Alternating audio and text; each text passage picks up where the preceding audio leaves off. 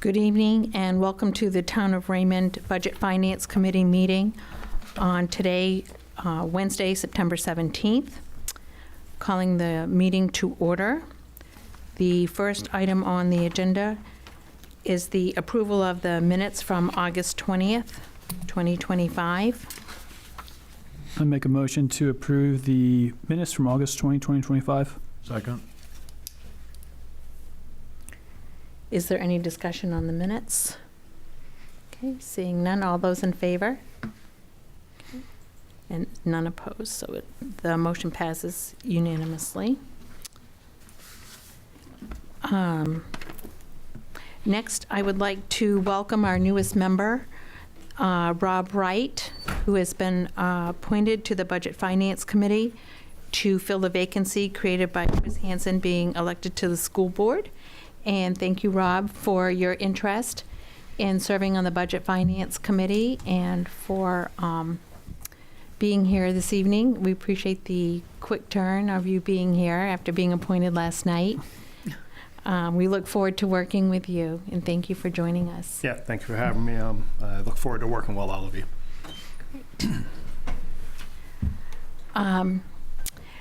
Next up is the discussion on the monthly revenue expense report that was provided in the packet.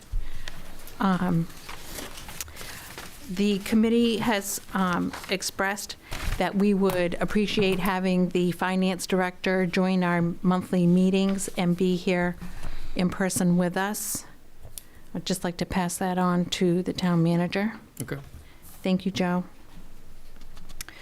Especially because we have this report in front of us and we'd like to have Brenda here to guide us and walk us through what we're looking at. Did you happen to get a response? I know you just texted her. Yeah, I think she's probably on the road by now.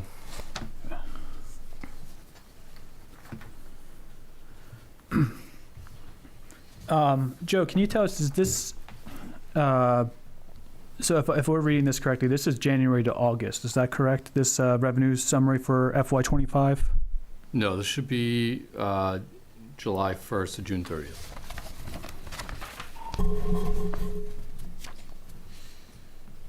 So this should encapsulate that FY24, 24-25. Last fiscal year. So, I believe it was explained to us, but maybe you could explain it one more time. As the property taxes, so year to date net, we're showing $18 million, but we haven't collected that yet. Can you just refresh our memory why the property taxes are, and that's, if you could refresh our memory, if you have that answer about why they're kind of accounted that way. As far as when they're collected, or why they're collected on the, they're collected on the next fiscal year? Is that what you're talking about? Just if this is, yeah, so it's showing that our year-to-date net is $18 million, and we haven't collected that yet. That won't come until, is October taxes? I know, half of October. Them? Half of them at least, so. October and April. Even if it was half of them, like it looks like we're showing the complete revenue for $18 million, which I believe is exactly what we would collect for the entire year.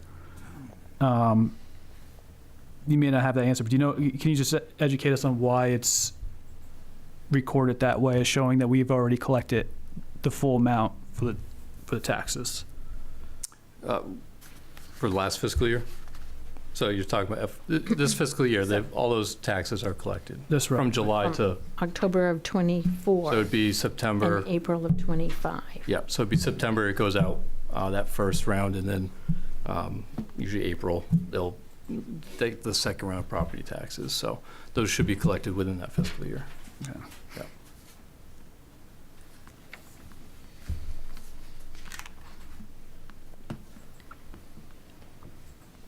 I think what's confusing is on the title of the document, it says FY25, which would lead me to think 25-26, but this is actually 24-25. 24-25, yeah. So it goes. So it's misleading. So yeah, the way TRIO reports it is the end of that fiscal year is what the last number is. So sometimes in the budgeting process, you'll see FY '24, '25. And then on these reports, they just put the last year, so. Okay. Wouldn't it make Yes. sense to standardize? Because it is confusing. Yes, Could we- it's very Could confusing. you explain it column by column? Take property taxes and tell us exactly what each column, budget net, where that number came from, and each column all the way across to make it a little clear, and what time frame it covered, Joe. So are you talking about each of these revenues? You know, just go across some property tax One of the columns. Okay. by the column, so everybody knows. Yeah, so net is what you're collecting, or what you're supposed to be collecting, so budgeted. Debits are what's coming in, and credits, I'm not sure how they're doing that with this, because some of these reports with revenues, they're basing it off of some of the control accounts. So I would have to have Brenda speak to that, but some of these, I'm not sure why it's reading that way. And then what your year-to-date net is minus credits and debits, so that's kind of how it works. That's what let's take year-to-date net. That's what you've collected since the 1st of July Based off to these. date of whatever the end of this report was. Is that correct? Yes, I believe so. Yep, so whatever's collected year-to-date there. So some of this is not reconciled, so that's why you're getting some interesting numbers here. Well, So, yeah, it's just trying to follow across. It's Yeah, not so- clear. Yeah, there's a few things here that will be, until that is done, won't be finished. Yeah, So 'cause- that's why when Brenda sent it, she wanted to make sure that it's reconciled. I mean, you have fairly significant numbers here that are showing under budget net, $485,000 of state revenue sharing, but it's showing zero balances across. How is that, and why? Is it a timing issue? It could be, yeah, it could be timing, it could be, again, once it's reconciled, maybe that will show up. So Brenda would be able to speak better on that. Yeah, similar like auto excise taxes. I'm like, oh my goodness, Right. that's Uh, a huge one.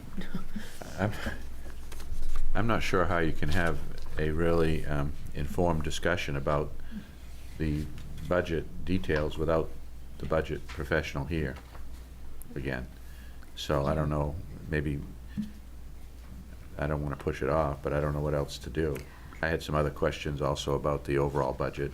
If we can And- table this and put, like, if you guys have questions, get them Yes. to Karen or Sean and send it to our way, and they'll give us enough time to prepare for those.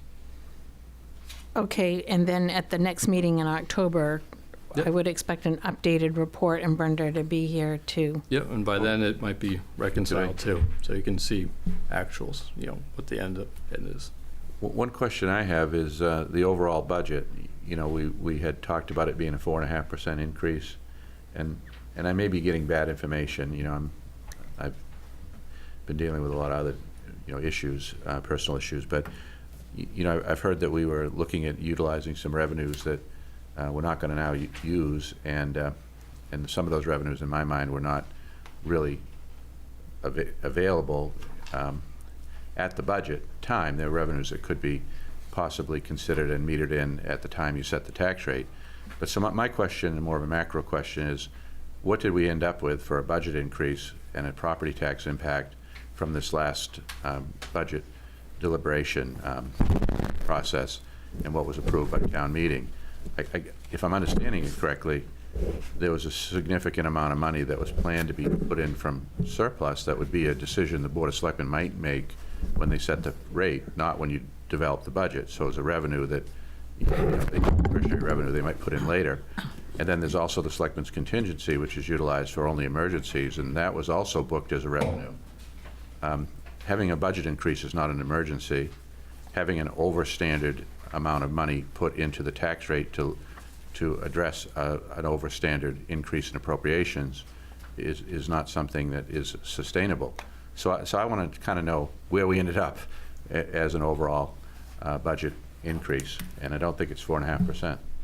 Ended up at $18.80. That's the mill rate, but not the budget. Where did we end up in terms of the budget on a percent basis? Sometime, someplace between 11 and 12, I think.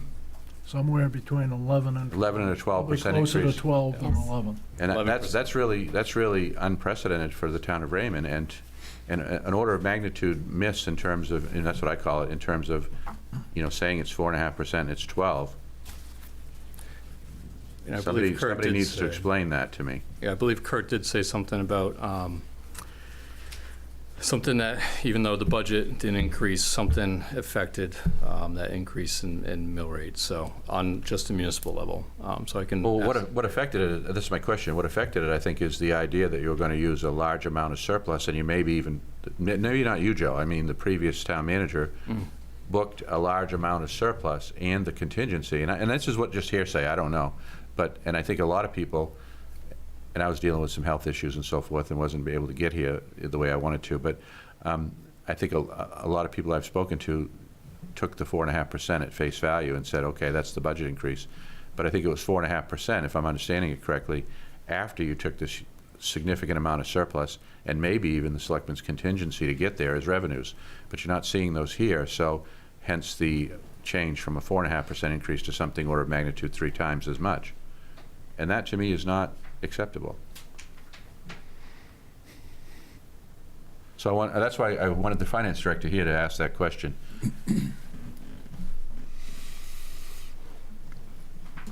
But anyway, maybe next time on that one. Yes. Any other discussion on the revenue and expense report? I think Dawn's right. We need the finance director here so we can ask those questions Oh, and she's get logging on. clarity. She's on. Okay. Looks like Brenda just came online on the Zoom. Oh, okay, that's good. So I guess we can ask that question, but I mean, I see a blank screen. I don't see the finance director right now, but Brenda, are you with us on the Zoom? We have some questions for you. Yes, I just logged in. Okay. Are you ready to take some questions? Sure. Okay. Don, would you like to? well, the question I had, I don't know if you were there when I just went through it in detail. I guess not, huh? No.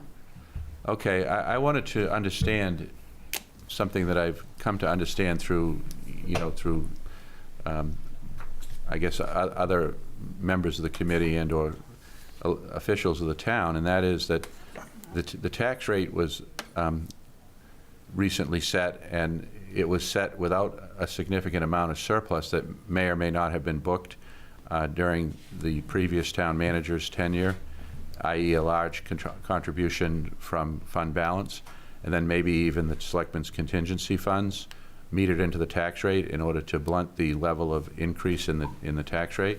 And so we had been told that it was about a 4.5% increase. So that's the appropriation side, a 4.5% increase.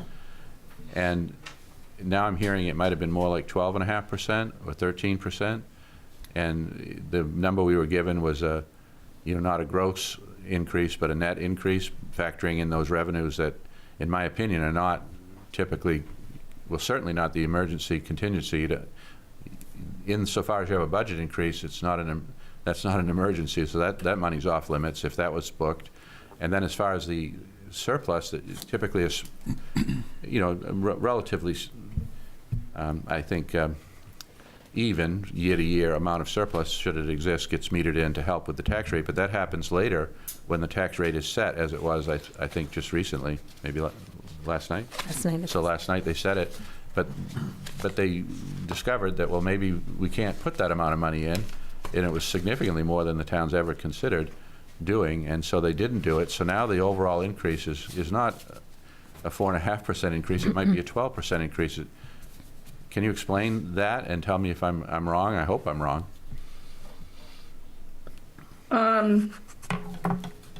So the numbers that you're looking at for the expense and revenue for FY25, it's not completed. There still are movements that need to take place, and there's also adjustments that need to happen. But with that being said, we still looked at the general overall numbers, considering the items that still need to be booked to that year. And that is what we came up with. What's what you came up with? 4.5% or 12%? The 4.5. And the 4.5 was based on using a large amount of surplus and the contingency? Yes.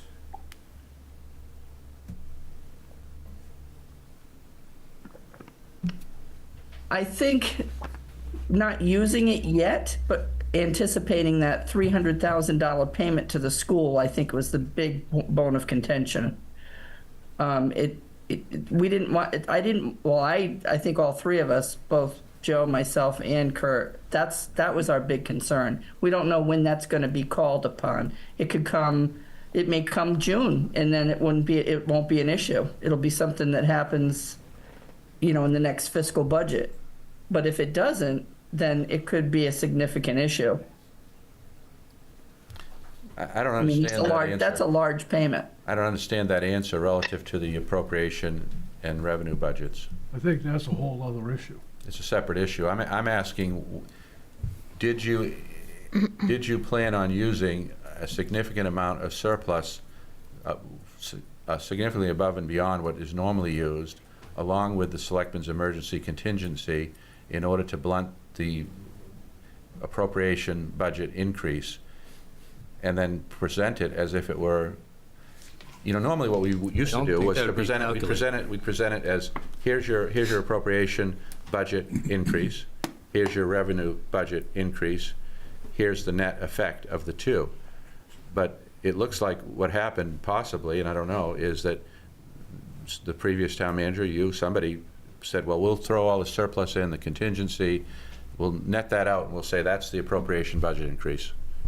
It's not, if that's what happened. Well, I think what you're talking about is the mill rate decrease using. Yeah, I'm not talking about the mill rate, I'm talking about the budget. surplus. I'm talking about the budget. Where So was the that wouldn't be budget? calculated in the appropriation budget. That would be with setting the mill rate and lowering that with that undesignated fund balance. Right? That's what you're talking about. I'm asking, if you take the raw appropriations of the town year over year, is it 4.5% or 12%? That's an easy question. I mean, we don't have that sheet right in front of us. That's an easy I question. don't. though. I don't It's an have easy Kurt's. question. And that's something that we would need ahead of time to make sure we have that Okay. prepared. Not the expense and revenues report that. I mean, I literally just sat down in front of the computer and turned it on. I don't have any sheets or anything in front of me, so I don't want to shoot off the cuff. Yeah. So again, this, what we're talking about is the revenue and expense report that is printed off for last fiscal year. I don't even know what to say about that. I'll let someone else. I know. Well, I thought this was discussed at length at the select board meeting last night.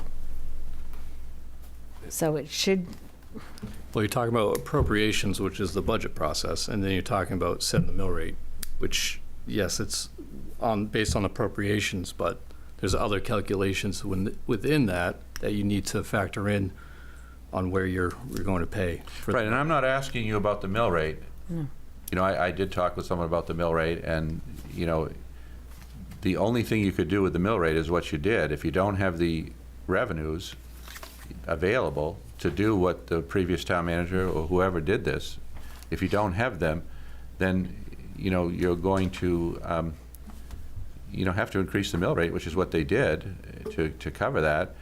And if you did use those one-time revenues to reduce the mill rate, as was anticipated, I guess, by somebody, if this information is correct, and then you go to the next fiscal year and you don't have those revenues, you've just pushed that problem down the road. And so, I just don't. Well, I think that was the basis of the conversation last night. Right. Everything has been pushed down the road, and we've had that huge increase in school debt. Those payments, when those payments come forward, we're like right on the wire Yeah, getting them out. I'm not asking about the school budget. I'm asking about the town budget. Did the town budget have a 4.5% gross increase or a 12-something% gross increase? Easy question.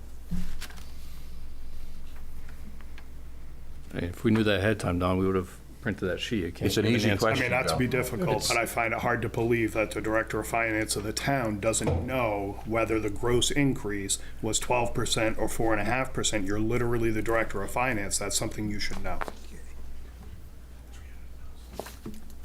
And the town manager should know that, Joe. Again, put it on the agenda and ask these questions so we can be prepared for this. Not put the agenda on there and then a monthly revenue expense report and then ask about 4.6. an appropriation on the budget. Like, that's the increases. Yes. I mean, and I don't If- get your logic either to come on air and make snide Cliff, do you have questions that and sheet with you? remarks. This is I not a don't- I snide don't- question, you know, Patsy. This is a I've straight-up always- question. This is So a I straight-up can, we question. can answer this right now. Cliff has the sheet. I've got the sheet from when we were putting the budget together. Yep, It was minus the school yep, and minus the county, it was 4.6%. right. That's just the municipal side. That's, Yep, so then you add, the school went up 11%, a little over 11%.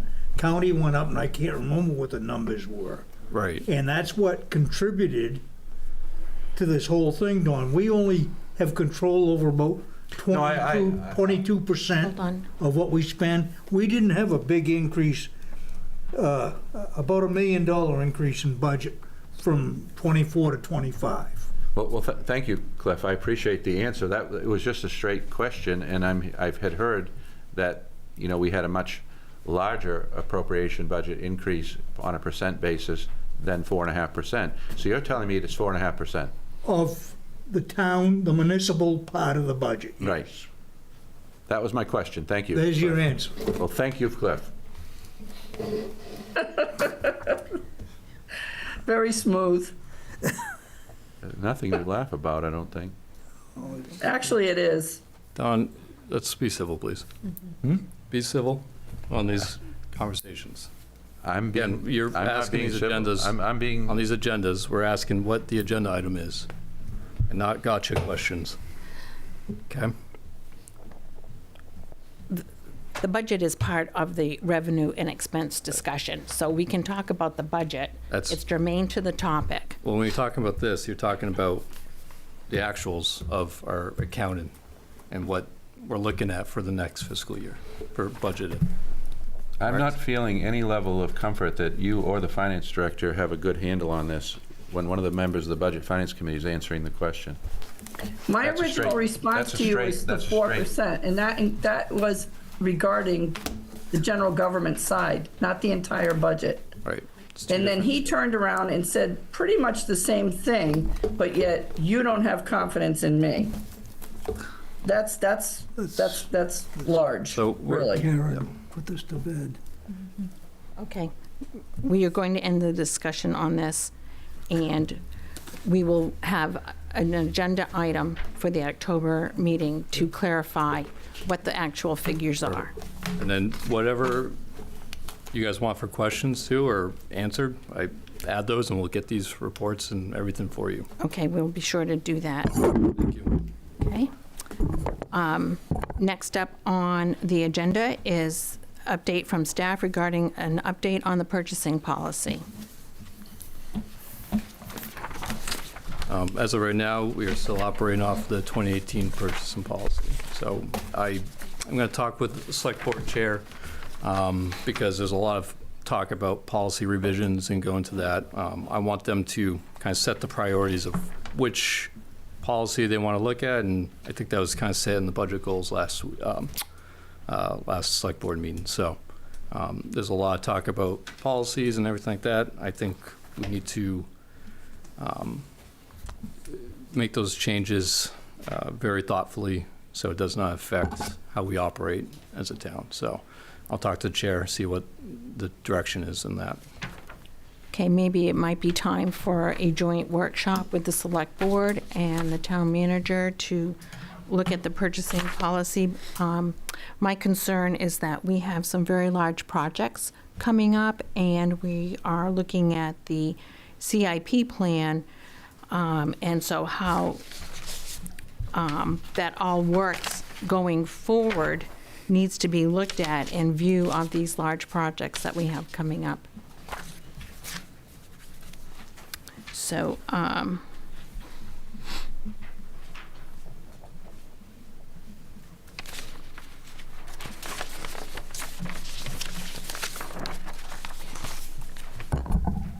think that's something that we need to look at sooner as opposed to later, so that we're prepared for those projects.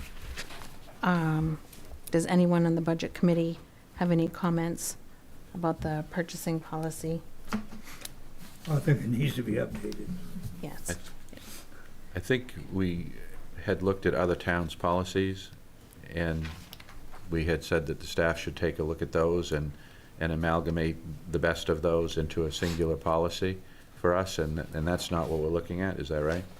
No, what I have brought in is the current purchasing policy as of 2018. Right, but I mean, this was months ago, we talked about. A year ago. A year ago, we talked about getting policies from other towns, that happened. Yes. Then the staff would sit down and go through them, that was their job, and come back with a recommended policy that would be more in keeping with what we ought to have for a policy. I mean, I gave the history, I think at the time, a year ago, as to how we ended up with this, and why we needed to change it. And so now it's a year later, and we're still talking about it? Right. Yes, Rob. So I'm new, can I have an understanding of what the concerns are with this policy? That it's not current enough with, inconsistent with the other towns and the surrounding towns around us. I would say it is, that's correct, but it is consistent with the practice of the town, current practice of the town. Yeah. And so a prior finance director, twice removed finance director, said we can't, and we had a more robust policy, but we were not compliant with that, and I won't get into the details of why that was, but we weren't. And so she recommended that we do something that would be, what we're doing. And so, Is the So- concern it doesn't have enough oversight? yes, that would be the concern, and that there's not enough due diligence and enough process, if you will, and transparency, and just, it's not a great policy. And so we should, if you were to see it against some of the ones that we got, there was not enough, for instance, there was not competitive bidding the way there should be, for instance. There's a lot of sole sourcing with particular vendors, and so I guess oversight would be a good word, absolutely.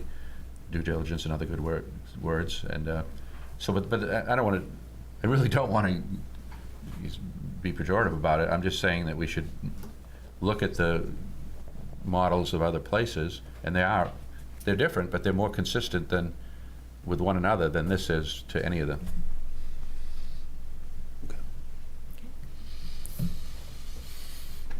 So I don't know why it's taken a year, but I guess we pushed this one down too, I guess, huh? Well, Joe just became the town manager, right? Right. So So- So I've been- somebody else was asked to. So I've been looking at them too, Rob. I've been looking at the other purchasing policies and stuff like that, so it's definitely something on the radar. It's not, I kind of want to wait on a directive from select board and what's the priority here for, is this a priority for now or later? There's a lot of policy revisions that are going on right now, so we want to make sure we're not doing them all at once. But this is kind of a simple one to do. tighten up, I really, Don's comment, well, the other one was too hard to do, that is the worst excuse in the world for not doing it. No, that isn't what I said. Well, that's what I heard. That isn't what I said. Said it was What more I said comprehensive. was that the policy was, and I'll use a more pejorative term, the policy was dumbed down to what we were actually doing. That's what happened. Right, The that's policy the was current one. This This- was dumbed this down one. the way you were doing it. how they were doing it. And I didn't want to get into why, but I could. But I don't want to do that. But I'm Right. saying that this policy is consistent with what was happening. Right, so Cliff is saying that was a bad excuse to be able to say, well, because we're not following it, we're going to dumb it down. Yeah. So we ended up with a dumbed down version of a policy rather than saying, no, follow the policy that's in place. Well, there's more to the story. Well, Well, I mean, I think we can just move forward and try to create a policy that Yeah. Right. the town's needs. I'll talk to Chair Morris to see if that's something we want Well, to do or if we want to wait until we're ready. Would it be helpful if we did it and gave it? no, Like- that's how it started, was it came to us for us to do it. And I said, this is a staff function, the staff should do this. And I mean, I would really love to tell you the history, but I guess I better not. okay. where do we think on the priority? So I think Joe is right.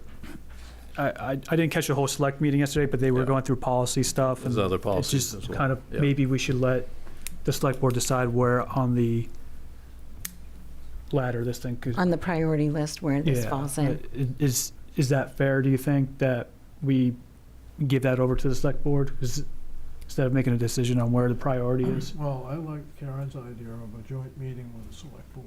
Oh, I like that too. Discuss Yep. policies. I mean, it's certainly fair to let them decide the priority, but, I mean, this is literally about spending the town's money. I think it's a pretty high priority. I would think so. Right, in light of the projects that we are looking at in the next few years. Right. I'm expressing my concern that the policy is not adequate for the bidding process that will have to happen on many of these projects. Yeah, that is true. So, can we request I know you have, but can we request a joint meeting with them maybe for, I don't know if October is the right time, but Well, ASAP? We could ask them for consideration to have a workshop with them around the time of their meeting, either before their meeting or on a different day around that time frame, Okay. or something between now and then, Joe. Yeah. I could talk to Chair Morse and see what. Okay, thank you. Yep.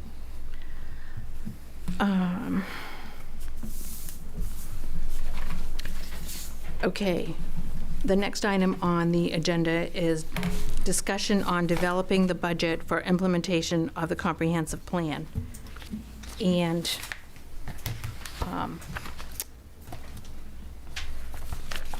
if you happen to have a copy of the comp plan with you, in the back on page 1-33 are the goals, policies, and action items in the comp plan. And so, with the implementation of the comp plan recently, I thought it would be a good idea to have a discussion with the Budget Committee on the action items that call for the Budget Committee to have a role in the implementation of these actions. And just to have a conversation amongst the committee on what their thoughts and ideas are. Not anything that will be voted on tonight, but just to get it out there and to get people thinking about the things that are coming up, because there's a lot of information here and a lot of things to consider.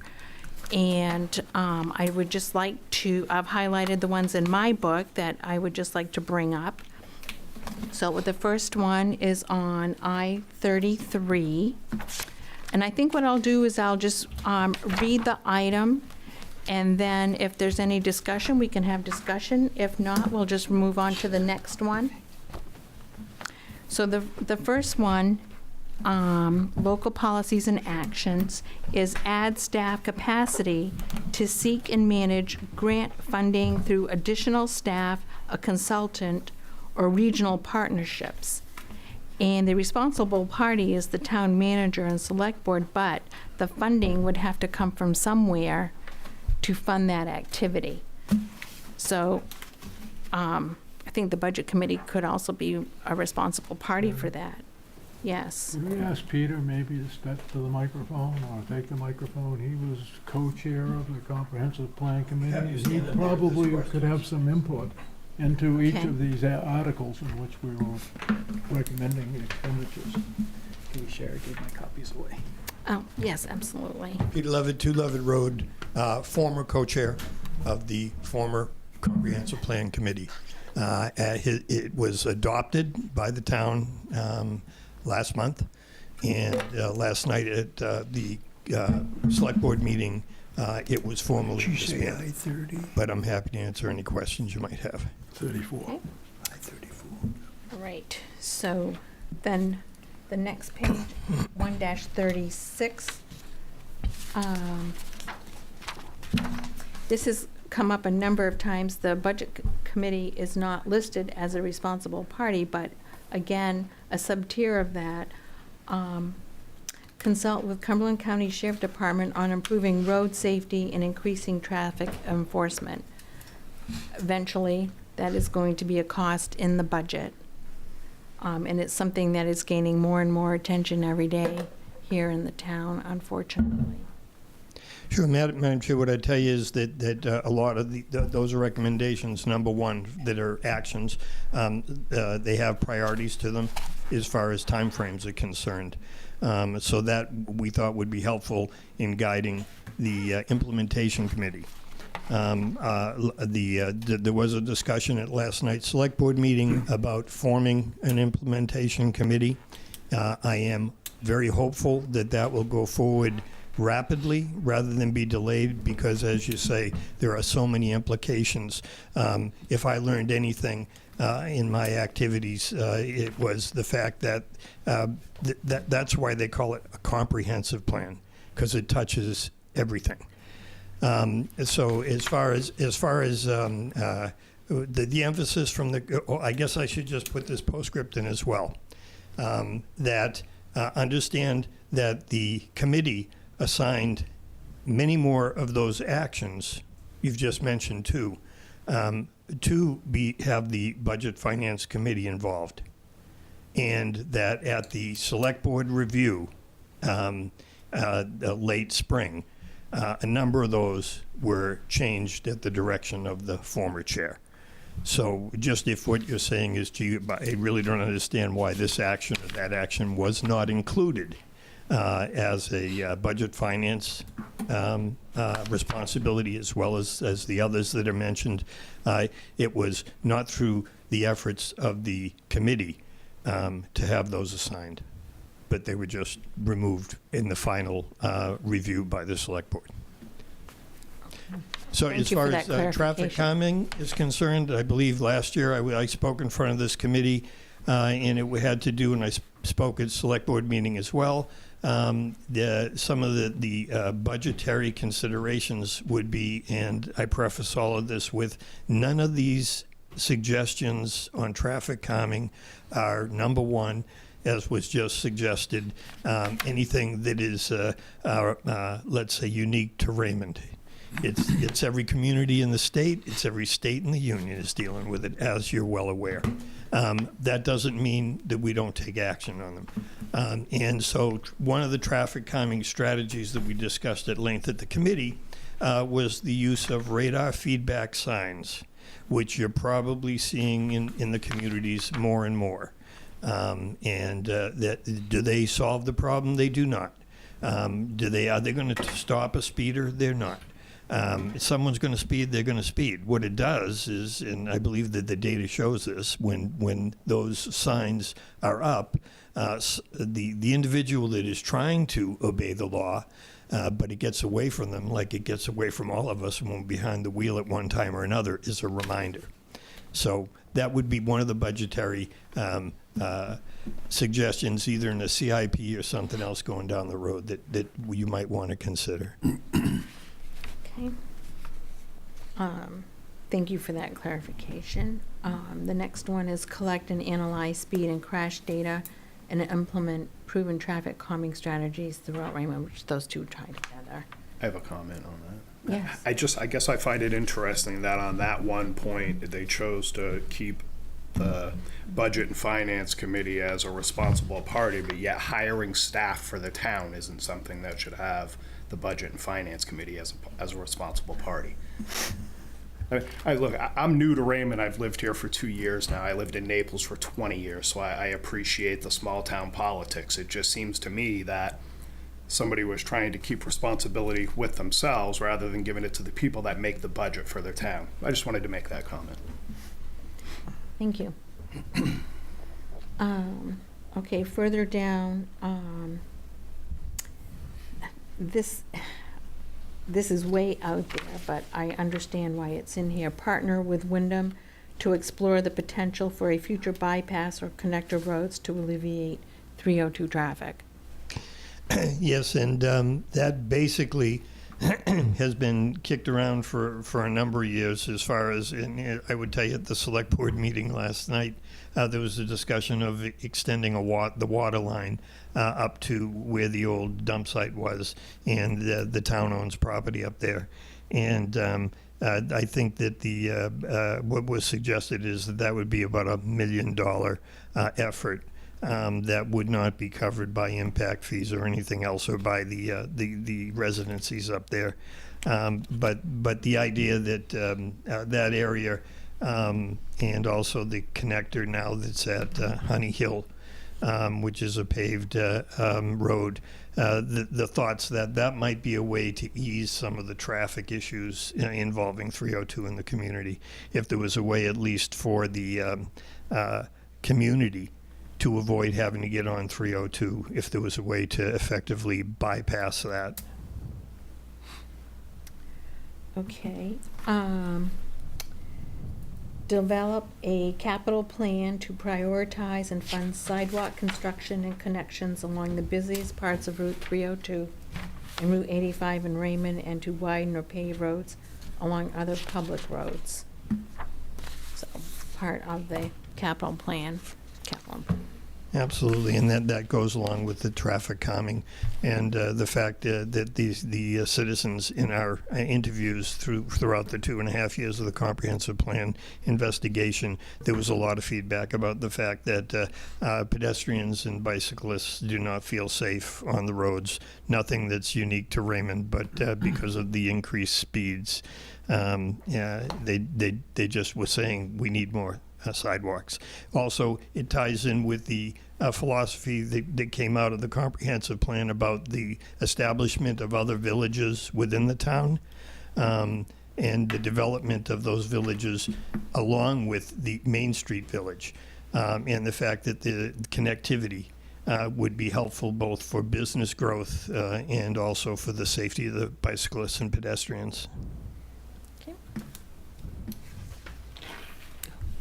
Even though a couple of those are long-range plans, 5 to 10 years, we're going to be looking at a 10-year a 10-year plan for CIP. Yes. And so we really need to keep an eye on that if it's the intention to try to do some of these things. Sure, and I wouldn't disagree at all with the fact that really it's not the job of the Budget Finance Committee to be considering how many more employees might be added to the town payroll. I think it's more along the lines of trying to encourage the town to consider more consulting. So getting consultants in to discuss everything from what we're going to do as far as internet access and the fiber optic access to sidewalks, to the development of villages within the town, and the fact that there is state funding even now to develop what they call the village plans. And so those would be all things that would be tied into having consultants, so not necessarily an employee, but and I guess I would just say that the resiliency effort that we have for a grant through the state is still on track. However, it was delayed for whatever reason. And I just would encourage that when we have the opportunity to go after money, especially giving our budgetary constraints now, that we should be exploring all of those possibilities, increasing revenue streams and also grant monies. Do we have a person on the town staff that goes after these grants, Joe? No. We all kind of separate whatever the grant is, like if it's a trails grant, then obviously Parks and Rec. If it's, fire, something with fire will do that grant. Nathan got an MPI grant for paving, so stuff like that. So we've kind of delegated to the director heads. And I actually, the community resiliency one was done by North Star Planning, so they were the ones seeking that out because there was a grant that was funding them to go and search and apply for the towns for this grant. Has there been consideration of hiring somebody who is experienced in obtaining grants? I mean, I would have to guess the directors are super busy. Yes, that'd be great. Yeah, there's been talks internally about an economic development planner and / grant writer that could focus on these type of initiatives. So it's been discussed internally, and during the budget season we can maybe talk about that. Because I do think that's important. It's tough to put that on the department heads to institute those grants. Right. Don? We have had in the past staff members who are quite successful with grant acquisition. I would call out former administrative assistant Danielle Loring received the sidewalk grant and was the driving force behind that. Kathy Goslin, who was the deputy treasurer, was very successful in getting a number of grants. I think there was this major fire truck that she got at one point, and was many smaller grants over the years. So there have been staff members who have put significant effort into that and had good success with it, but I don't think that's been happening lately. And I don't think the department heads outside of the fire department have done much with direct grant administration. I don't know if Joe did in recreation, that I do not know, but I don't believe that Public Works actively has sought grants. I mean, I would have to guess that the amount of money available out there through grants is probably tens and tens of millions of dollars. And if there was an employee that was their focus, grants, revenue generation, how do they get money into the town, then there's no question that we would get more than saying to an administrative assistant or a department head, hey, apply for this grant because we happen to notice that if it's somebody's job, they're going to focus on it. And that's what they spend every day doing. And they're I think experts. That's a good use of somebody's time. Yeah. Yep. Yeah, because grants are very involved. There's a lot of follow-ups. There's a lot All of that is reporting. 100% correct, but it's not been a position that the town, and a lot of small towns don't have that position, but would it be a position to consider and to support? I agree. Absolutely. Yeah, I think that was my point, is I think it's something that should be considered. And there could be, with economic development, TIF monies that could go towards that. Does an MMA, Maine Municipal Association, have grant writers or assistants? No. If I remember right. Not to my knowledge. I think I was pretty UP sure they has more of the grant Yeah, writers. I know the county does. The county's done it through their SEMA. Has done regional type grants. I know MMA will push the kind of the webinars about the grants and things like that, but I don't think they have the grant writer capacity. Right. I think he's right about that. I think they would train you staff to obtain grants and give you, resources possibly, but to actually write a grant, help you with a grant, no. And Kerr and I have talked about using TIF funds to hire that position. That would just strictly be economic development and grant writing. The only concern is if once that TIF's up, those funds are gone as well. So I think at that point, it would be easy to justify the position by being able to say, okay, over X period of time, we brought in this much money, where in the prior 10 years, we brought in this much. Then it's as simple as saying, well, we brought in $1 million, and now we brought in $5 million. Great, it paid for itself and then some, so fund the position. Or if it didn't. Or if it didn't, then we get an easy out. The TIF's over. Sorry. so it'd be a contract dependent on TIF. The grant environment has changed a lot. I was going to say that, not to put it down and everything, Yeah. but I think we're going to see less grants being given out over the next couple of years. In fact, with the recent change at the federal level, successful grants that had already been awarded have been withdrawn. In a number of communities across Maine, across the country, they've been withdrawn. Yes, that's true.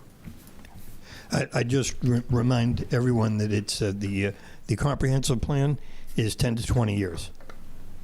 And that if you had a town planner, my sense what they would be telling you is that's exactly the time frame you should be looking out. And that's how you don't get surprised, as some people were last evening. I completely understand that. I guess what I was seeing was that the time frame for adding staff or a consultant or a regional partnership was a priority action, which means that your committee obviously felt that was a very high priority. Absolutely, and that's a great observation. I think that the reason that the committee came out with that as a priority is because there had been so little activity over the last decade. Yeah. Okay. All right.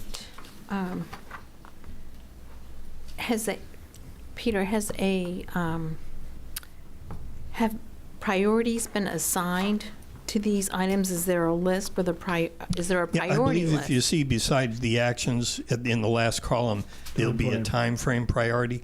So Oh, it'll I say see. priority. Okay. I think that's, well, do it as soon as possible. Then 1 to 2 years. I think it's the 2 to 5 years, and then it's 10 years plus. Okay, what I'm asking is, these timeframes, is there a list by the timeframe? There is not. And that really is something that, once again, the committee the Comprehensive Plan Committee was very sensitive to the fact that we didn't want to overreach as far as the implementation committee was concerned. What our goal was to lay out as much information to make it as easy as possible for this next, and what I've been told, much more difficult process than writing the plan. Even though we put a lot of effort and time into it, the real work is going to be in the implementation. I would tell you that in the paper just yesterday, there was the talk about a neighboring town where they're, I guess I can say it's in gray. They had a comprehensive plan that was done a couple of years ago, and they are running into great difficulty in implementing a great portion of that plan. And that's not unusual. That's how it goes. That's why the sooner we get started, the better. The more that the comprehensive plan is linked to all of the committees and boards in the town, so that we're all on the same page, is going to be crucial, because it's going to be the more difficult phase. If the plan doesn't drive what happens in the town, we're just gonna wallow in it, basically. It'll be a big waste of time, energy, and money, I'm sure, that was put into A lot developing this of plan. time and treasure put into this, there really was. It was probably the best committee I ever served on in this town. They did one hell of a job. Oh, I agree. I was reading through this last night thinking, wow, it's really well done. And it needs to be what drives the town. That's the town plan. Well, yeah, and as I emphasized before, Frank, and you were on the committee, so you were very aware to it. There's also legal implications. So when I say there has to be coordination, if the select board is approving ordinances sent to them by the planning board that are contrary to your comprehensive plan, well, good luck in Superior Court.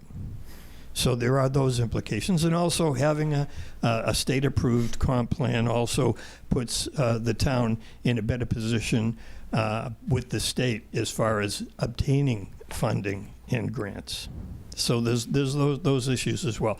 The overarching issue or value, as you all know, for a comprehensive plan is it's the people get to participate in where they see the town going over the next 10 to 20 years.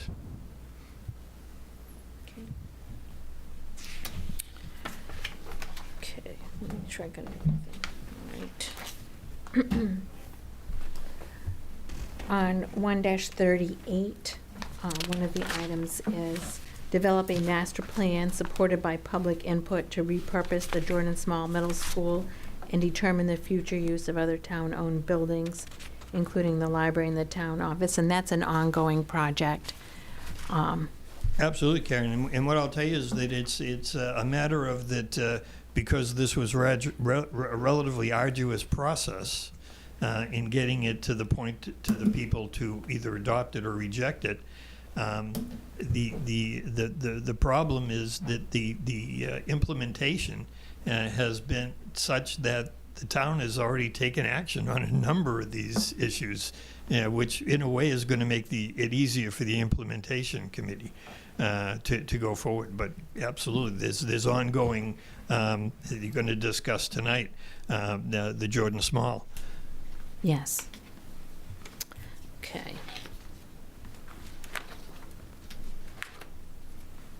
Okay, under the economy page on 144, 2A, if public investments are foreseen to support economic development, identify the mechanisms to be considered to finance them, such as local tax dollars, creating a tax increment financing district, a community development block grant, or other grants, bonding, impact fees, etc.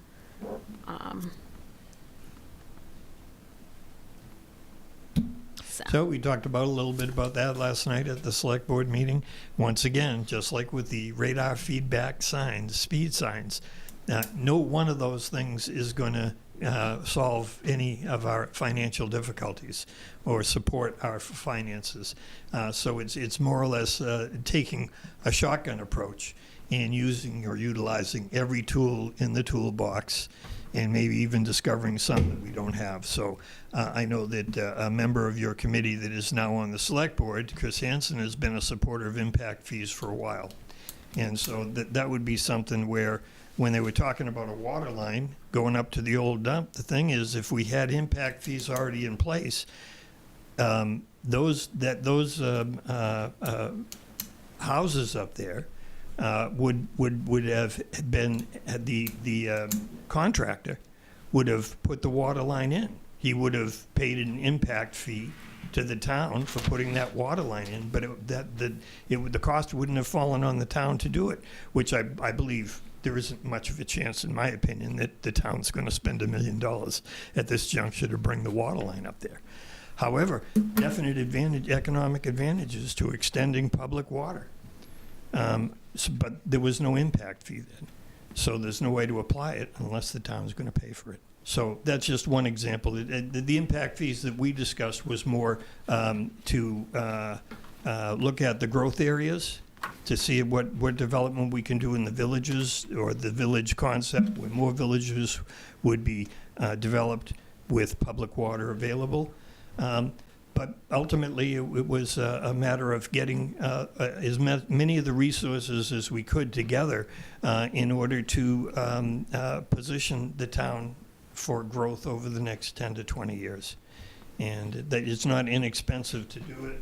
I think that the Public Works Director spoke very well last night as far as what the cost would be. And, timing is everything. At that meeting, throwing out the $1 million cost was something that just wasn't going to be well received at that point. Right. But once again, as far as development is concerned, that water line is in the ground. If we had had impact fees, then it would have been a different story with a number of things. Environmentally, what we were looking at mostly on the committee was how impact fees could protect the water. So basically the lakes. Right.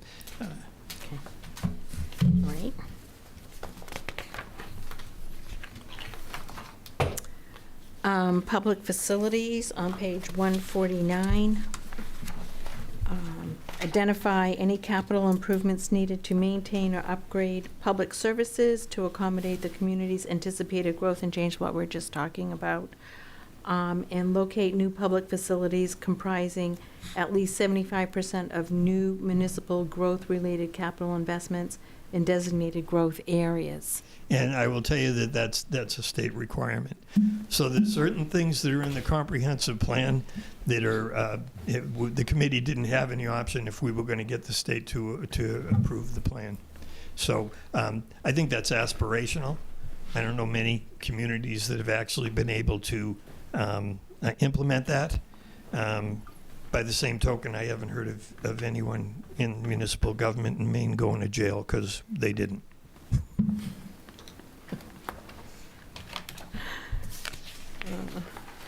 Okay. Fiscal capacity on 1-50.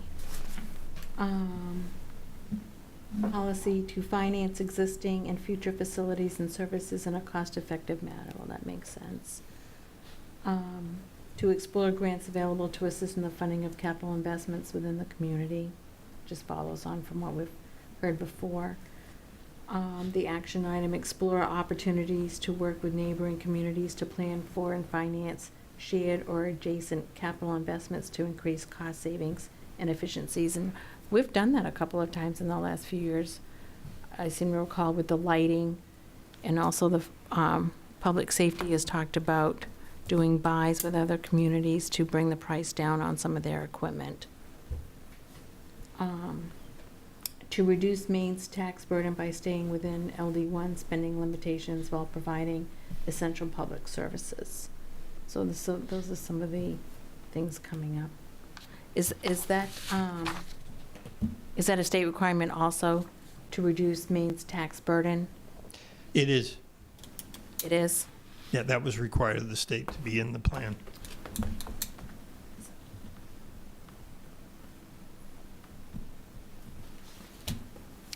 Okay, on future land use, 1-51, direct a minimum of 75% of new municipal growth-related capital investments into designated growth areas identified in the future land use plan. State required.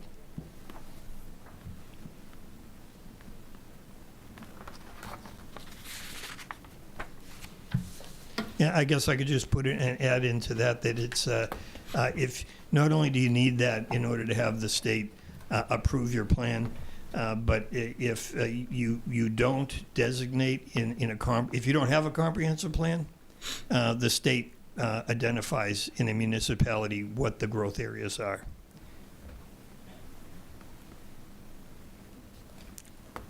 So, does Raymond have designated growth areas Well, currently? they do, yes, and it's in the plan.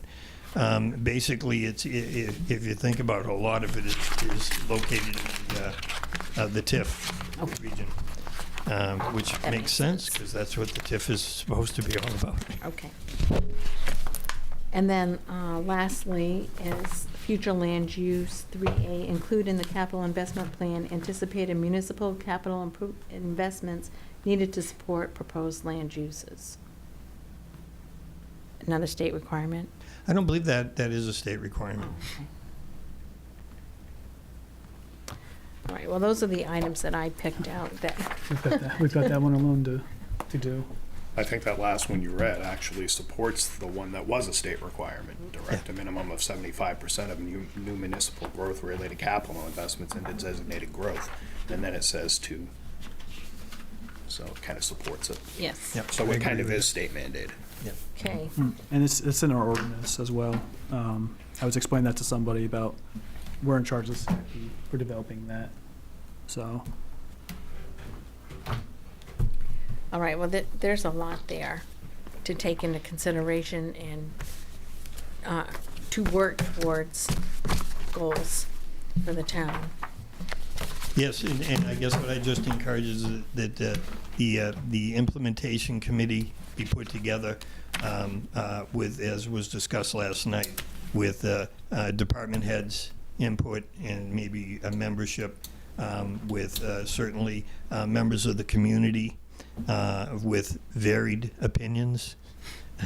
And basically, so that we can get a sense overall of what's working and what's not. And what's in that plan as well is a recommendation on reporting of the implementation committee back to the town every other year going forward, so that can be scrutinized as well to see if there's town leadership needs to give us a little bit more support, the implementation committee a little bit more support in getting some of these things accomplished. Okay, Thanks. thank you.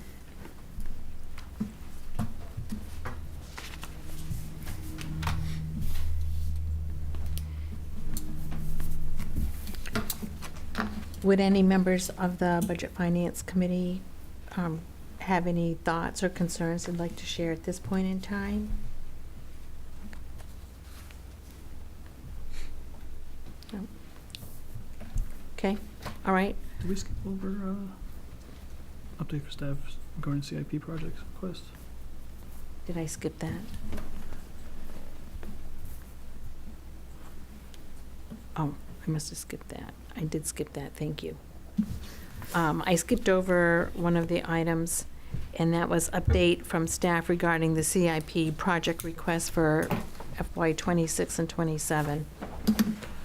And you, Joe, you did a first draft of the, Yeah, so this is what everything was up to this point previously in departments' CIP plans. So what I did was just kind of standardize that and put it in to one format, and so we can look at it and see what we're at right now. And this is still, fluid. We still want to make sure when we go back to department heads that what is in here is correct based off previous years, but this is where we're at. And then we also have like the current fiscal year balance as well. So that's provided in this. So then you can kind of compare, okay, playgrounds, that count, we have 70,000, and we're looking at the next fiscal years where we could be hidden. So Thank so you I for thought that was doing the that. first, yeah. So I think it's easier to read, easier to standardize this, and then on top of that, we can then now, when we get requests, add to this. If changes happen within already kind of allocated here, we'll get updated sheets as well. Okay. Have you had any submittals from the department heads? No, because I was waiting on this, see Oh. if this was the right format, if this makes sense, and then I can ask everybody if there's anything new. Okay. That shows something new we added and changed, just so you have it.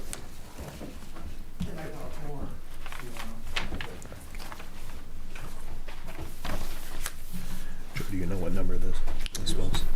Yes. Don't you? Oh, I didn't format. Yeah, the cell was too tight. Of course. Yes.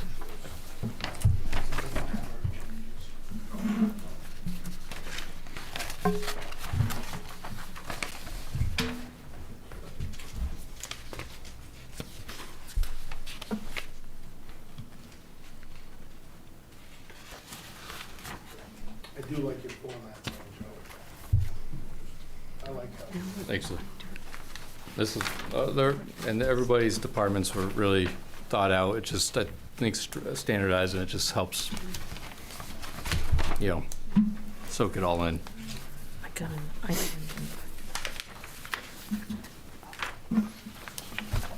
210.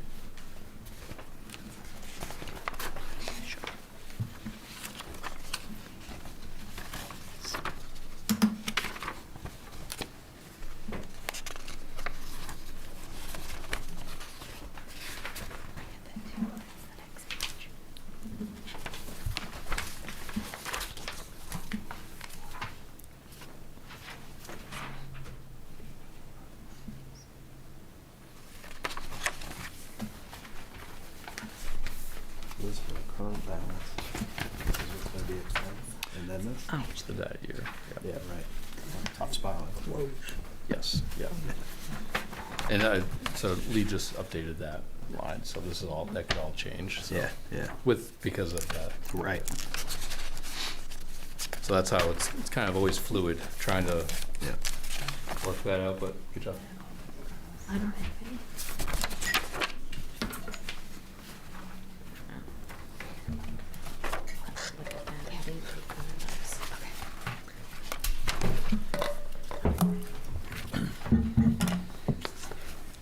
Any thoughts about the format of the report?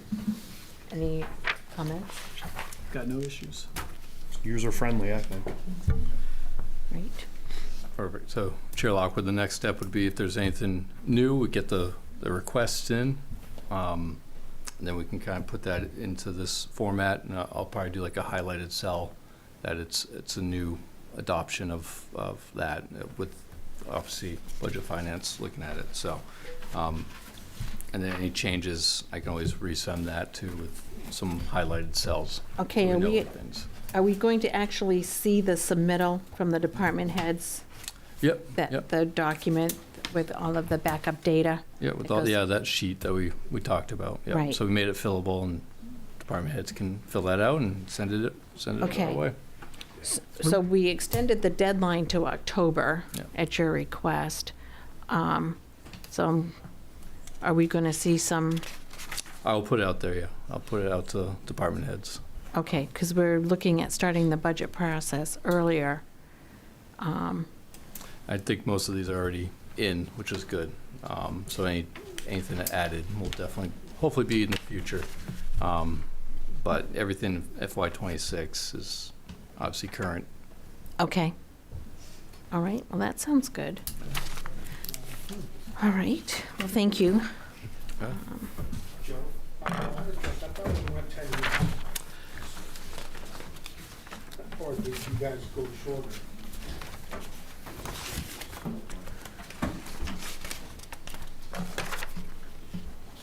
I'll talk to Brenda on that one. I think we did extend that rate. I thought we did. Yeah. Keep the payments lower, because that wasn't gonna be a CIP item, it was gonna be a Yeah.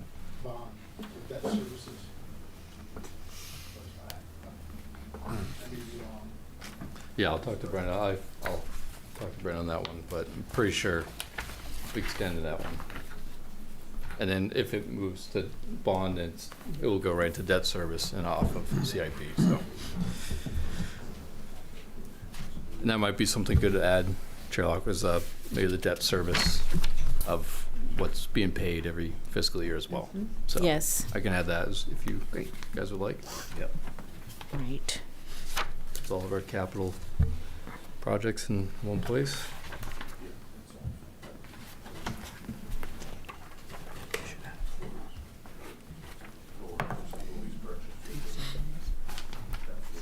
Okay.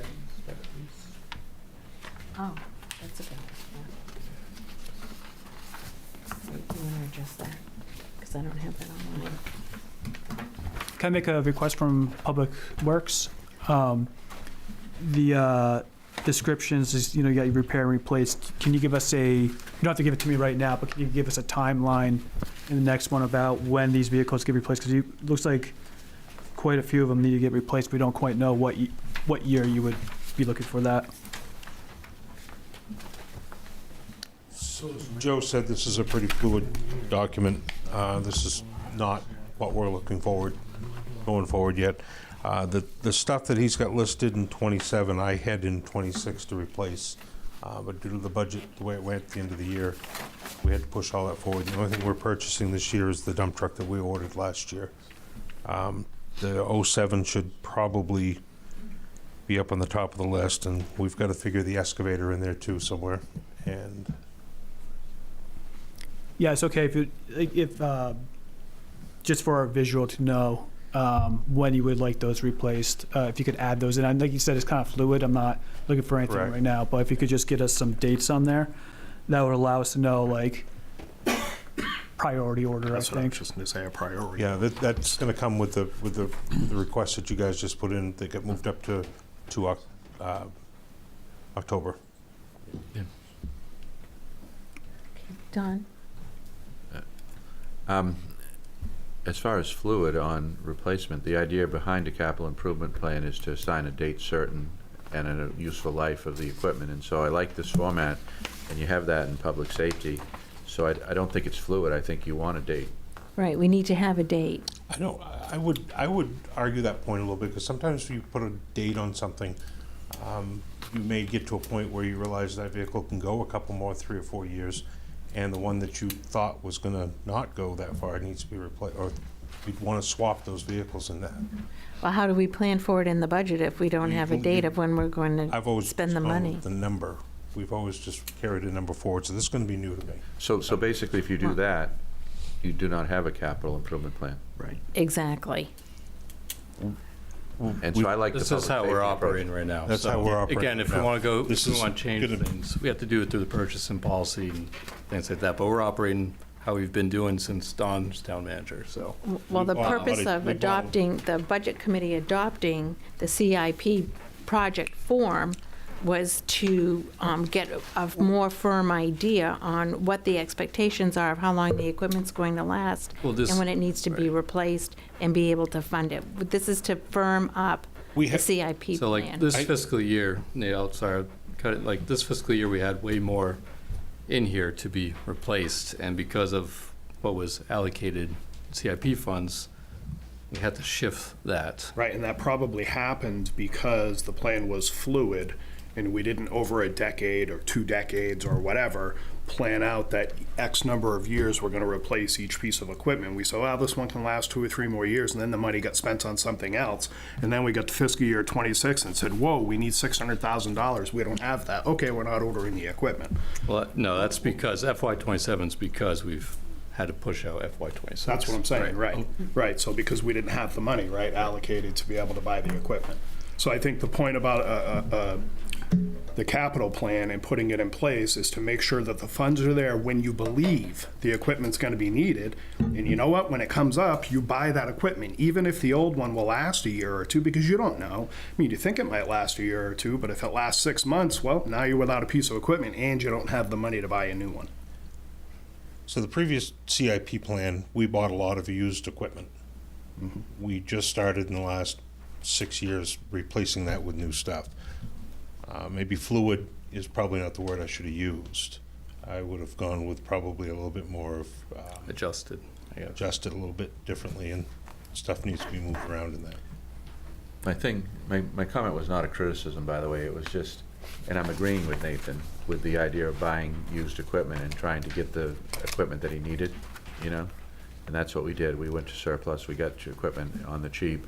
Now a lot of that equipment's coming to, and that equipment has come to its end, and he did buy new equipment, and now he's got new, good equipment mostly, I think, heavy equipment.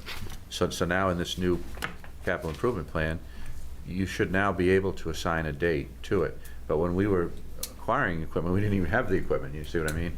And so trying to get what you needed to do the, full public works effort, we did that through surplus and other means, used equipment. And some of that stuff we stretched out beyond where you would do responsibly and reasonably, keep that in service. But now I'm looking at the fleet, and it's really come a quantum leap forward. So I think you can assign dates, and I'm agreeing, with you about the idea of, even if it's got additional useful life. I mean, that's all well and fine, but you may not, and so we should just go with the plan, and then you have a plan, and then you know what you're spending year to year, right? Yep, absolutely. Makes it easy to budget. So I think you can do that now, Nathan, because you got great equipment now. Well, I think the plan we had before worked very well. We had a set amount of money every year. We were budgeted $225 last year. We went to $325, and we carried that fund over. Sometimes you carried a little bit more money over to the next fiscal year to pay for the truck. The new one we got coming is one of those trucks that we saved up for. We carried the money forward from last year to this year to buy that truck. So we didn't have to finance it. But Right, that so truck that's was what we planned do out. as part of the capital improvement plan, right? That's, because you know it's coming, then you would allocate X amount of money each year to make sure when you got to that point, you have the funds to purchase that And equipment. that's what we do the same thing with our paving. With your point, if in fact you get rid of that truck, knowing that it probably has a couple more years in it, you should be able to make up that difference in what you sell it for. If that truck has that much more life in it, you should be able to get that Well, much more money for it when you get rid of it. That depends on how you tune your capital improvement plan, but yes. And I served in a municipality that turned their equipment, quickly, as in 5 years. Like 1-ton trucks, fairly light equipment in 5 years, and the bigger equipment in, 8 or so years. And so, yes, that works, but if you keep it a long time, Oh, I then understand no, that. that doesn't work. No, I understand that. I've got a question on the paving.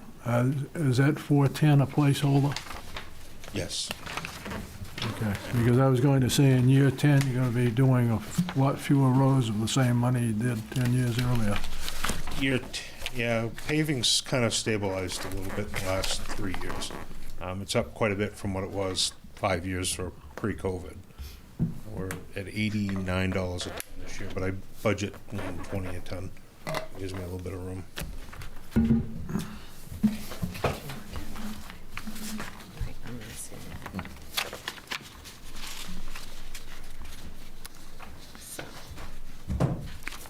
Well, the idea behind the capital improvement plan is to have a plan and then to execute the plan. Yes.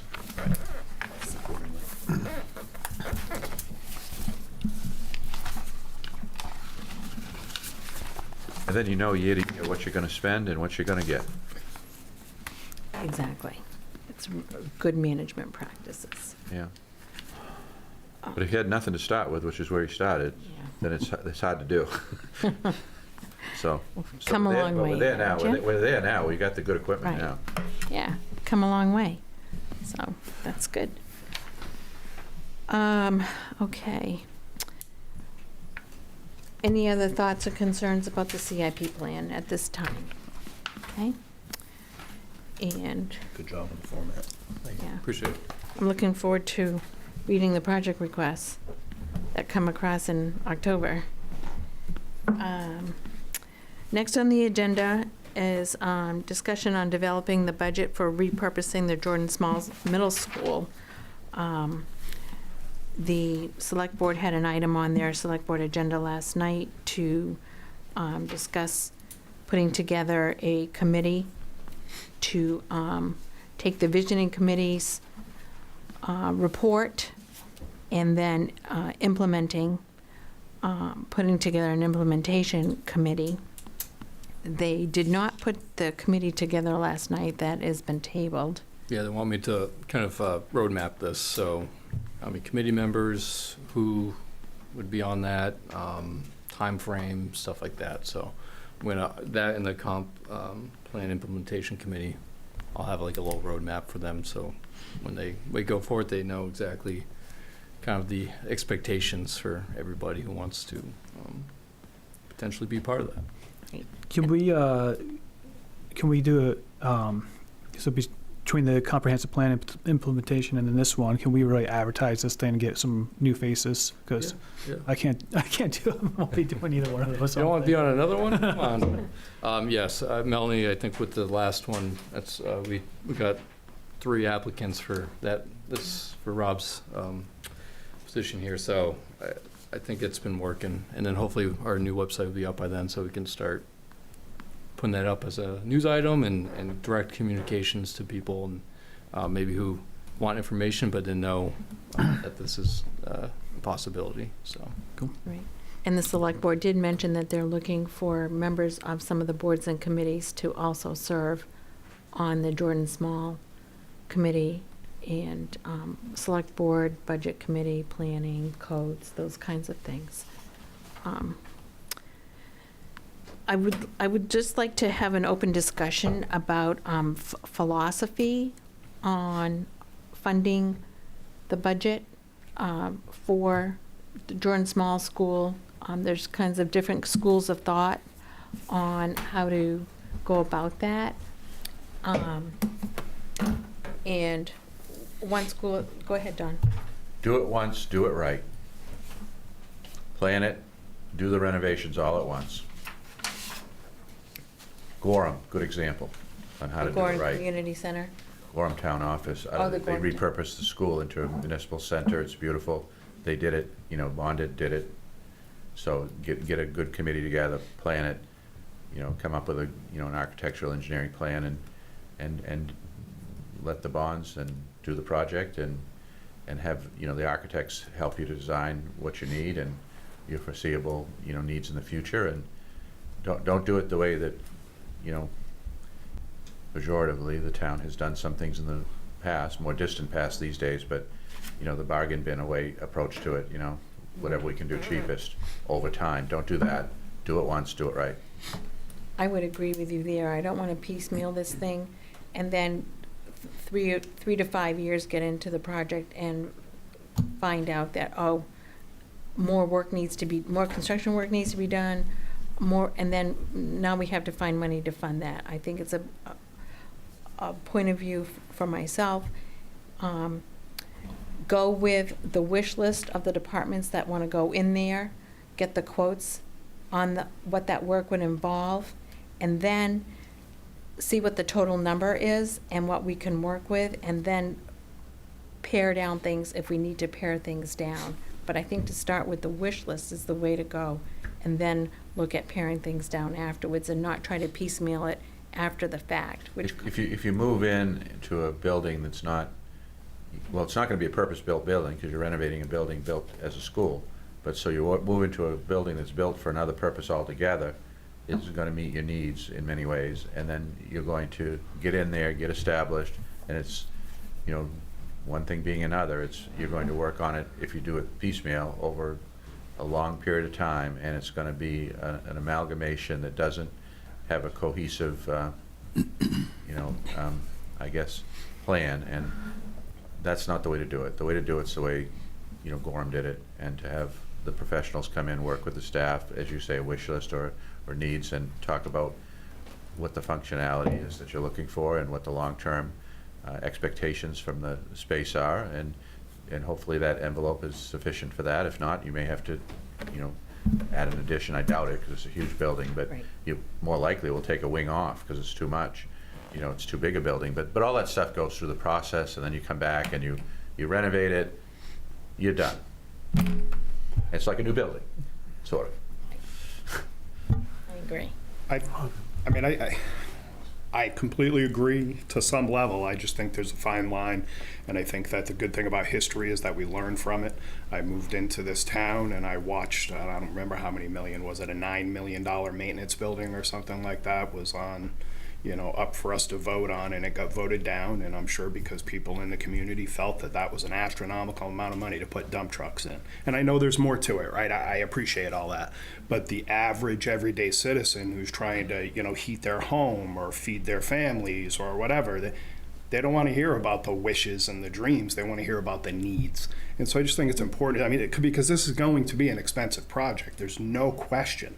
And I just think it's important that the town is very careful as they're planning this and making sure that we're not trying to build the Taj Mahal because we want to do it right the first time. I mean, Naples went through the same thing. I mean, they brought like a $12 million community center to the town, and the townspeople voted it down. And now they're building like a $3 million community center. So, just want to, you have the town waste all this time coming up with this plan, and then it goes before the residents and gets voted down because, we came up with wishes. In some ways, that's the process, though. Well, but I think, being transparent with the townspeople, getting feedback, getting input, which the town has done. I mean, I gave feedback when I went and voted. There was a thing that you filled out. Okay, I think we should do this and do this. And, so I just think that there's a way to get that feedback and that input, and we should make sure we do that.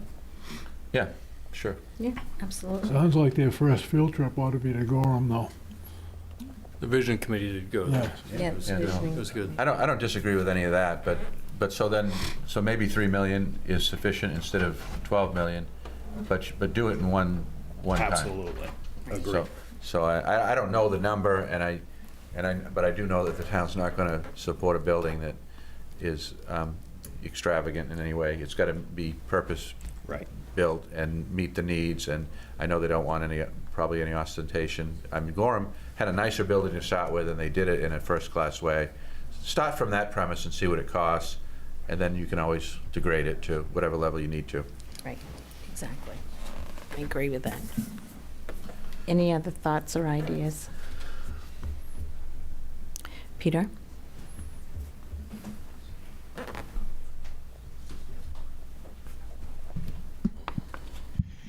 Peter Levitt, 2 Levitt Road, citizen and taxpayer, just to be clear on what position I'm talking from. So what I'd have to do is I'd respectfully disagree with the idea that about all at once, because the sense I'm having, and maybe my sense is wrong, but based on what was suggested as far as the vote on the Public Works building last year and the price tag, based on the discussions last night, based on mill rates, revaluation, and the like, and the appetite for voters to take big-ticket items, my sense is that if it's going to be done all at once rather than in phases, I mean, piecemeal is another way to say it, but I'd say in phases, what you do is the community is asking for this now. And I know that from the comprehensive plan, what I realized early on is we'd ask a question, what are the top priorities in the community? And the number one was keep taxes low. And right behind that was increase services. And I'm not quite sure exactly how you can do that all the time, or if at all. So my understanding is, and correct me if I'm wrong, but that the RSU has left that building in pretty good shape. That there are things that could go in that building right now with minimal renovations that would allow the community to have some sort of sense that we're moving forward. If, in fact, we spend 3 to 5 years accumulating the dollars or getting a plan together to put everything in at once. I don't believe that's going to satisfy a number of the people in the community that came to the comprehensive plan and said, we need a sense of community. We need to rebuild the sense of community in the town, and we need to do it now. So that's just my sense. As far as ways to finance it, I guess I would just tell you as well, my sense is that this is my own personal sense, that the town has been too reliant on bonding. Rather than doing such things as a CIP with the Public Works saying we're going to, put the money together until we can afford to buy this truck. I've heard a lot of talk over the years about the AAA bond rating that we have. I did a little research on that. You know that Casco, Gray, Cumberland, they don't have AAA bond ratings. Okay? They're not in default. But once again, there's an advantage to it from what I understand if, in fact, as far as interest rates are concerned, if you have a AAA rating. But would it be and what that drives is our undesignated fund balance, which they spent a lot of time talking about last night. And the fact that what we need to do, and they were even talking about adding another 10 cents onto the mill rate in order to build up our undesignated fund balance. And I just think there's too much preoccupation with bonding. I'm not saying that bonding, we never have to do it. I know that when we got the roads paved back a few years ago, the big road paving job, we bonded that. Part of the reason for that, and to do it all at once, is, and correct me if I'm wrong for any of you that are around, but the roads were like hell here. So we hadn't kept up with them, and we needed to get them all done. But I guess all I'm suggesting is that it may be, and once again, we leave it to the professionals, but you get engineers in there, you get architects in there. Once the committee has come together and said, this is what we'd like to put in there. And what I'm hearing from the committee is basically, and town manager can correct me if I'm wrong, but they're looking at town offices, they're looking at the library, and the third? Parks and Rec. And Parks and Rec.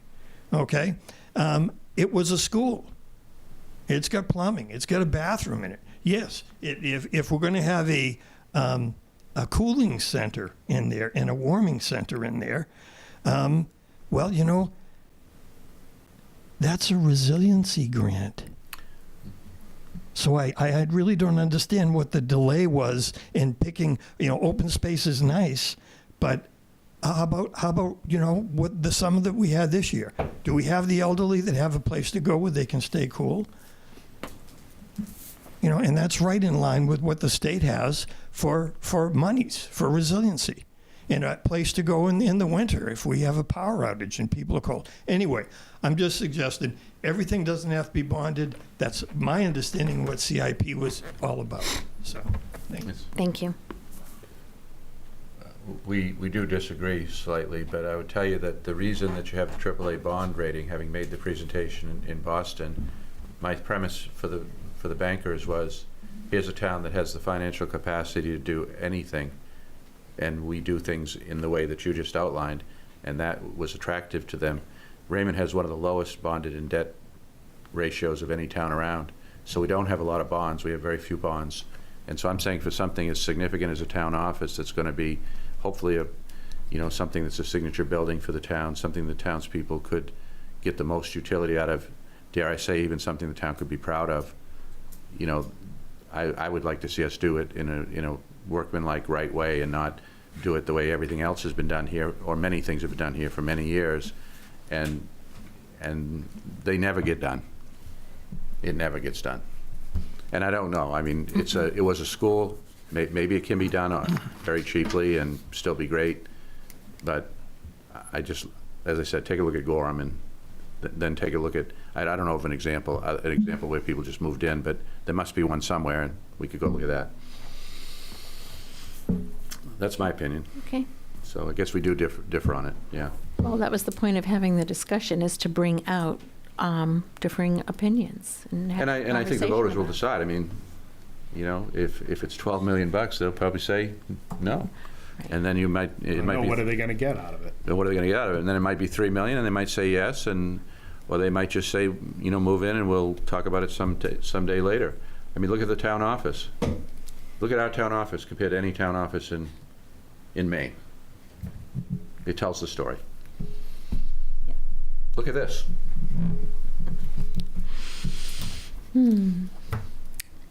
Okay, anyone else?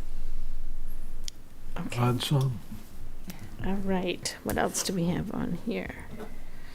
And following on with the repurposing of the Jordan Small School is what happens to the buildings that become vacant, such as the town office moving into the school or the library. Kid would list them all out, just like top of my head, I would say potentially library. District 1, I'm sorry, not District 1, town office. Sorry, Nathan, I saw you perk up there.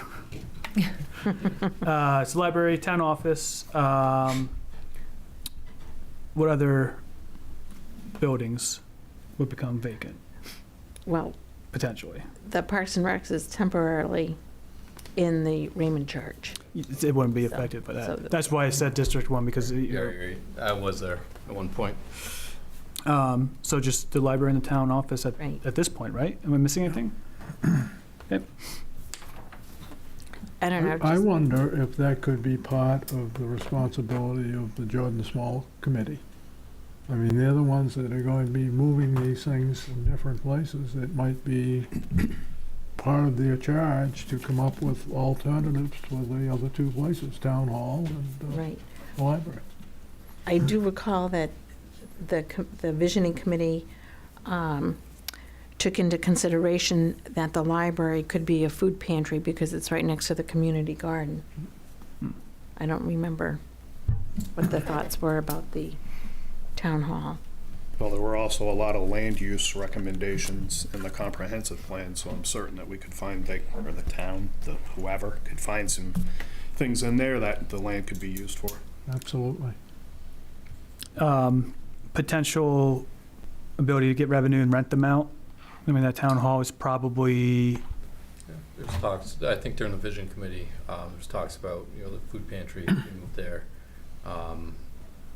Maybe some other type of small offices for maybe some nonprofits or stuff like that. So it was discussed, and I think there was another one about like shared, like a medical closet or something like that, shared items. So yeah, it was part of the vision committee's job to kind of see what could possibly fit in there. I can't remember all of them right away, but that'll be carried forward in that chair, Peter Lockwood's report to this committee. So.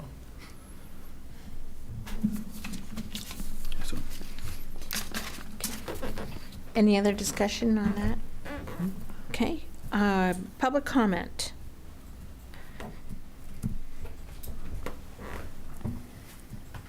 Is there any public comment on Zoom or here in the room? Peter?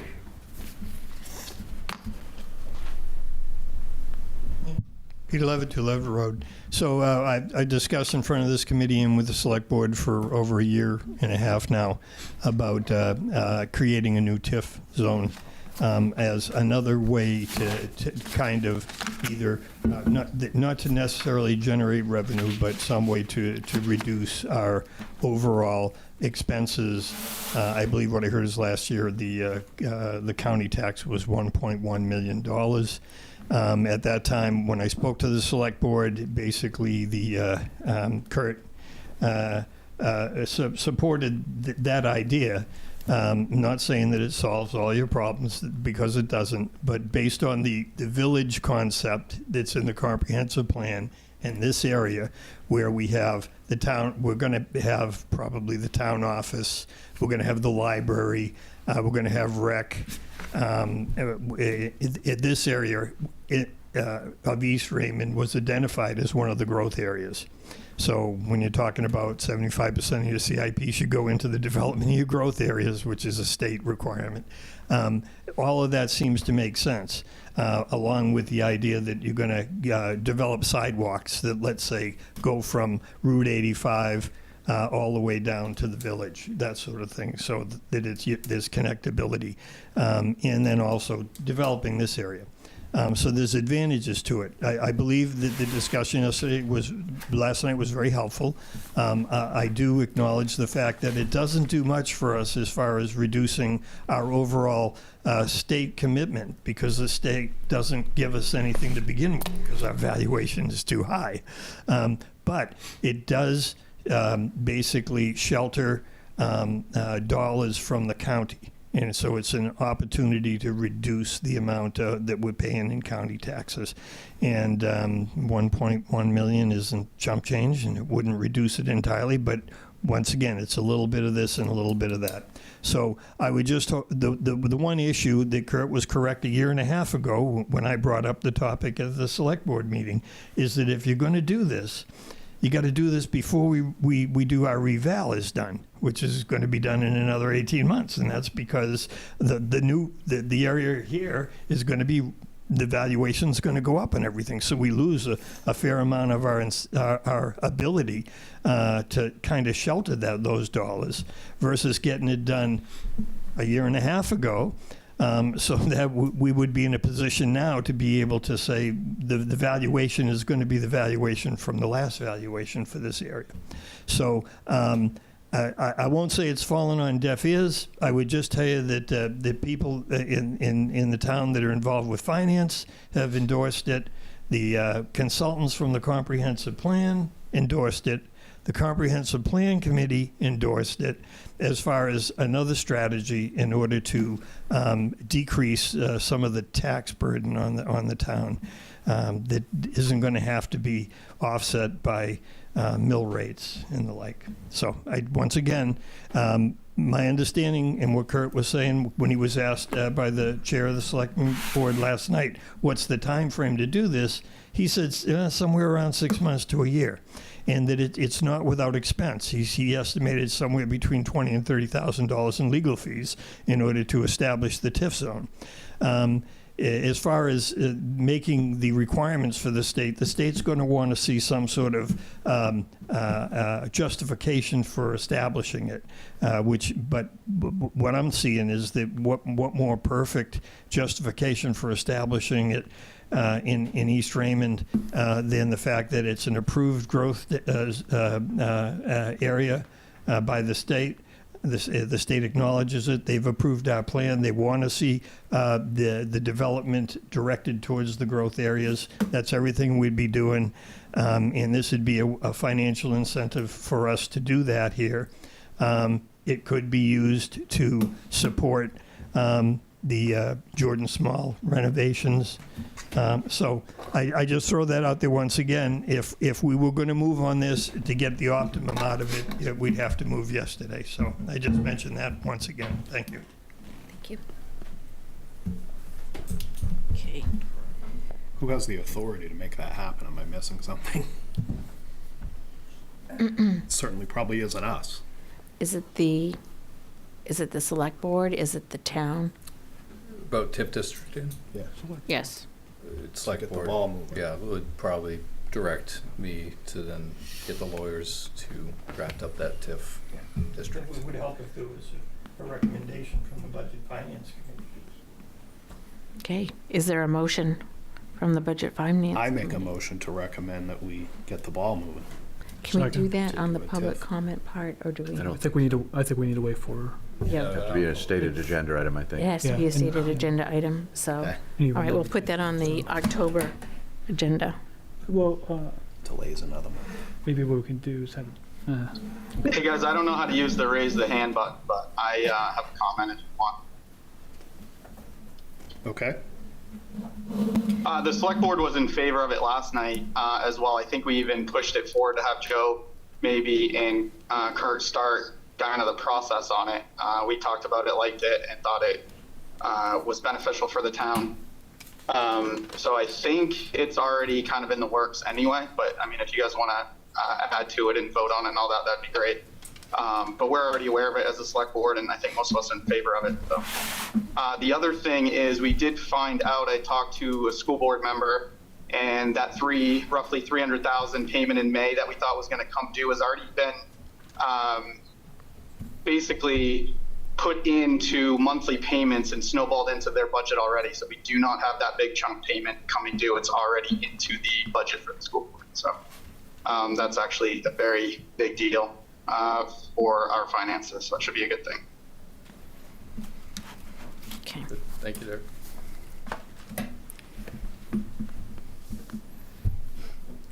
I think we could state that we're behind them in their effort to develop a new Yes. TIF.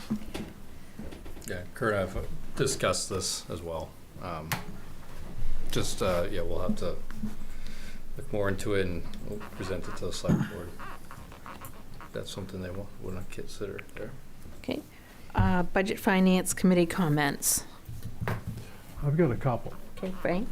The first one is in relation to something Peter brought up and something I continually hear, is there are a lot of ideas out there of what we should be doing, but the problem seems to be there is nobody who has the time to do it. So I don't know if the select board should start some kind of a looking at whether or not we have enough people in place in town government to carry out the things we wish to do. It seems that there's a lot of ideas of things we need to do and should be doing. It never gets done because there's nobody responsible for doing them because everybody's busy doing something else. So I think we need to do a study of what are the real needs at town hall to get done what we feel needs to be done within the town. I mean, there's always been an idea in this town that we have too many people working there. And that's not true. I think what we need to do is do a study so that we can show people if they want to have things in the town that they wish to have, there has to be people who are responsible making it happen. And then when we come up with a plan, then the voters have the right to turn it up and down.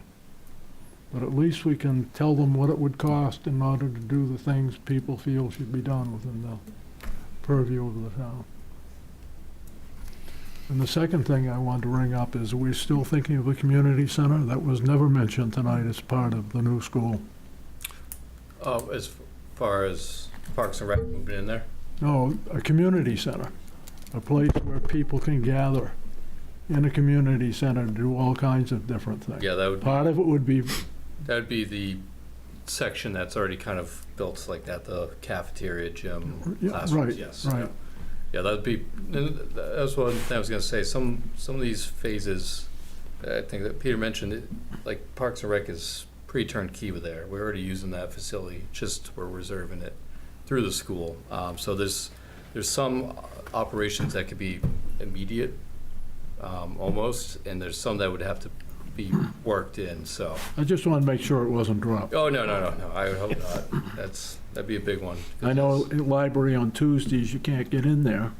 There are so many people playing cards. Well, that could happen almost every day of the week, once we got a community center. Yeah, could It's be a place to go and have a coffee with people in town and have a dialogue with people in town. Of course, we'll have to buy donuts from the donut shop, though.